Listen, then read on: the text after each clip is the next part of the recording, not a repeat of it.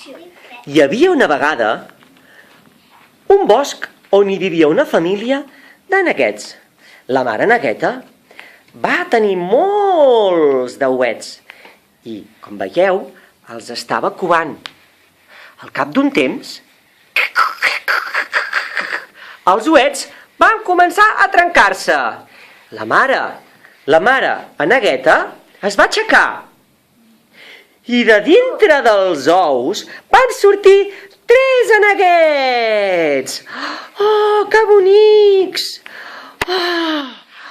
Els pollets van anar creixent i de cop i volta es van adonar que un d'ells era un aneguet diferent.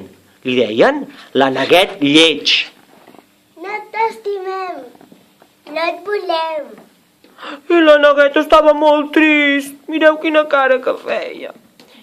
Llavors es va decidir amb el temps de marxar.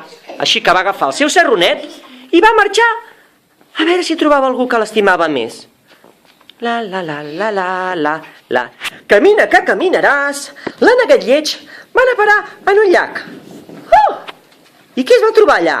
Es va trobar a 2 aneguets que sí que el van estimar i es van fer molt i molt amics. Els aneguets el van convidar. Vine a banyar-te amb nosaltres. I l'aneguet, feliç i content, va anar en aquell llac i va estar passant-hi una bona temporada, fins que... Vet aquí que quan va arribar la tardor va aparèixer un caçador que tenia ganes de menjar-se una cassola d'ànec amb peres i va començar a disparar.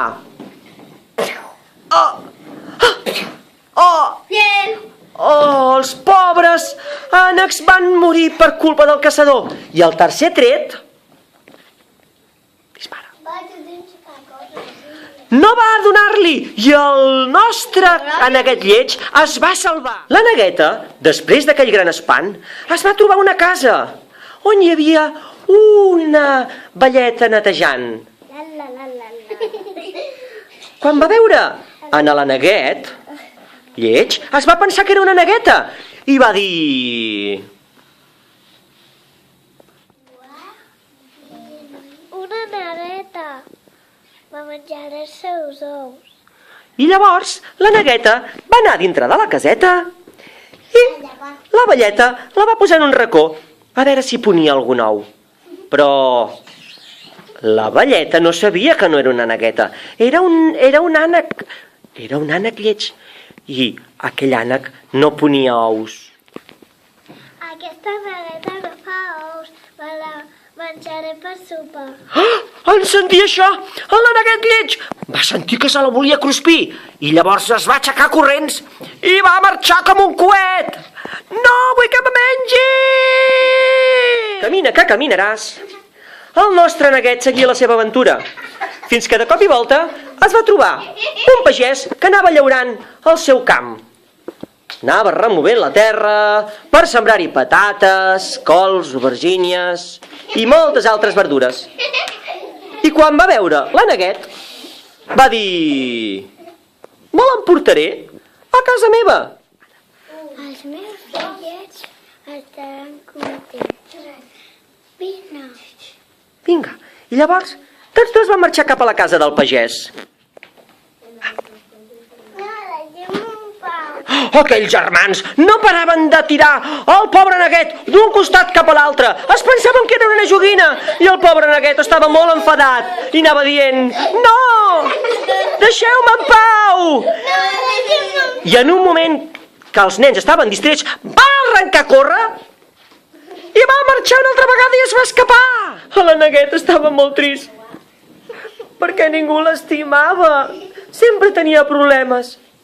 I un dia es va trobar un cigne. Un cigne molt bonic.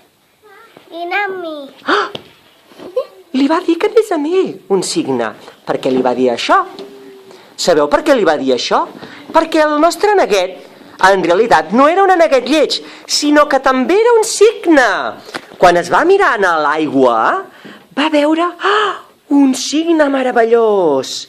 Així que Els dos cignes i tota la família van viure feliços i van ser estimats i van estar molt contents. Ningú sap com aquell ou de cigne va anar a parar a la granja de la Negueta, però des d'aquell dia ja no li van portar, perquè va ser feliç i va viure molt i molt contenta i molt content.